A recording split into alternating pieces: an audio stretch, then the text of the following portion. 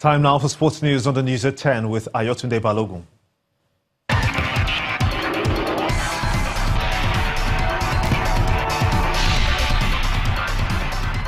Thank you so much, Gimba. Reigning European champions Real Madrid Football Club have moved into their third successive Champions League final as they edged out Bayern Munich in a thrilling semi-final second leg played at the Santiago Bernabeu.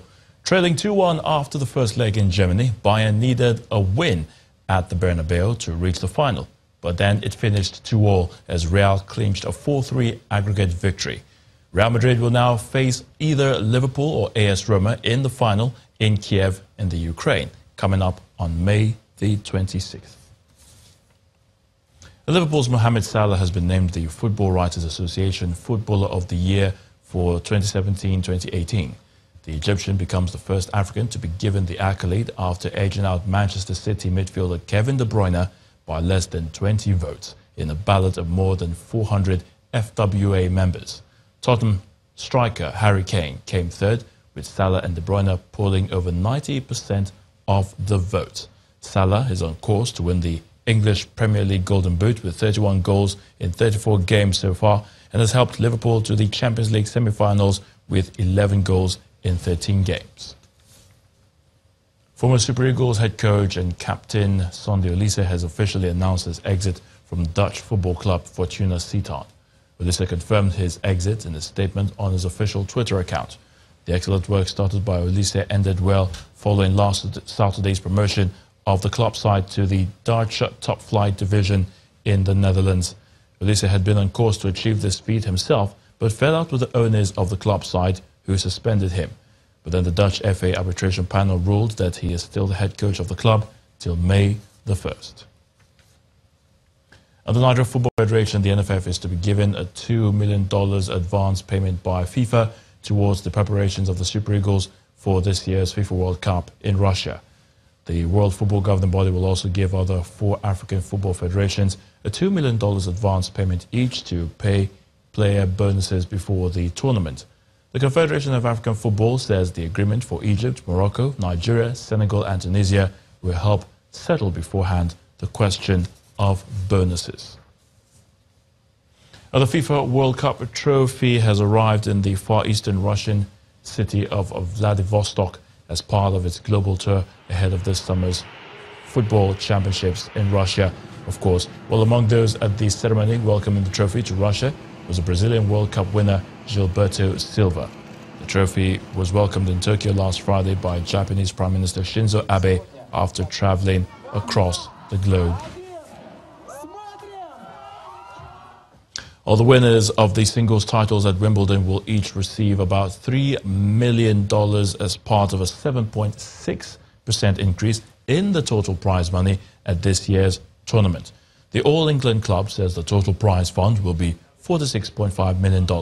Of that, $3.07 million will go to the men's and women's champions. That's up $68,000 from the year 2017. First round losers will receive $53,000, but they may have to forfeit their prize money if they retire from the match or perform below professional standards.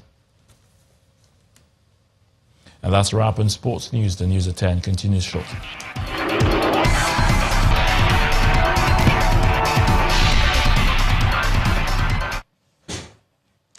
I'll return to the May Day stories, and this time in South Africa, where President Cyril Ramaphosa has said that the victories that workers have achieved in the country must be recognized and celebrated.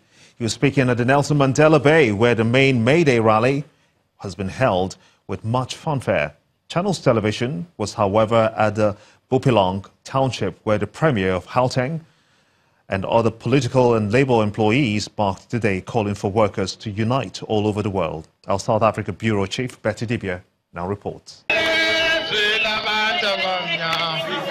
The celebration here in Gauteng's Funfair Park was no less with the same burning issues: lingering labor disputes, a raging minimum wage debate, gender pay disparity, lowering job security, as well as increasing unemployment figures. Political and labor leaders present sang the usual song.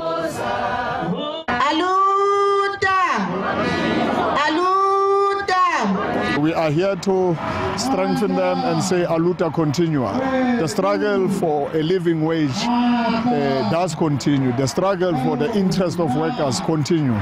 The ruling ANC has a 20 rand per hour or an equivalent of 145,000 naira a month minimum wage offer. This has divided Labour, while the 33-year-old Congress of South African Trade Unions, COSATU, is willing to accept, for starters, one-year-old breakaway South African Federation of Trade Unions, SAFTU, wants much more. Because the workers are going through hell in this country. This country is going through the cubes unless workers can be united. We have agreed, is concluded, is about 20 rand per hour as a starting point.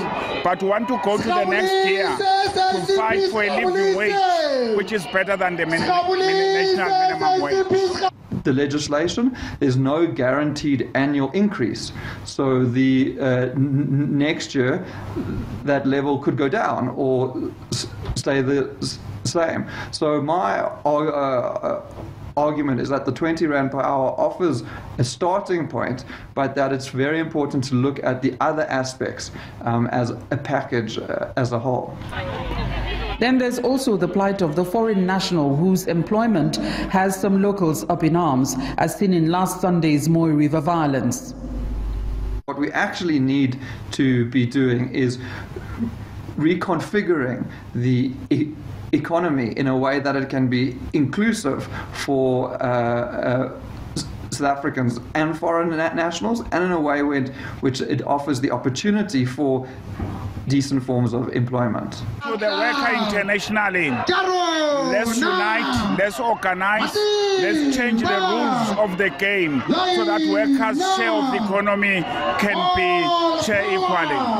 The theme for this year's celebration is building unity and social cohesion among Labour for democratic development, a theme very much work in progress in many countries the world over. From the Bopelong Township, Vanderbilt Park, Betty Dibia, Channels Television News. 9 people, including a priest, have been reportedly killed in a church in the Central African Republic.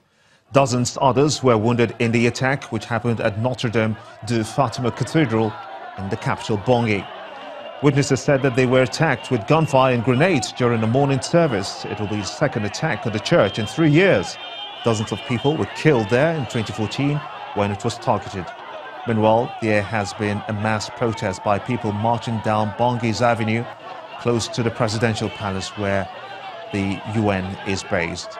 They want the president to restore security to the country. And the main news again. At least 27 people were today killed and over 50 others injured in twin bomb attacks in Mubi town, Adamawa State. Also today, workers across Nigeria renewed their demand for better welfare as they join their counterparts around the world to mark the World Labour Day. Federal government reinstates its commitment to increasing national minimum wage. And 9 people, including a priest, were today killed in a church in the Central African Republic. And that's how it's been on the news at 10 tonight. I want to thank you so much indeed for watching. On behalf of all of us here, have a splendid night, friends. Good night.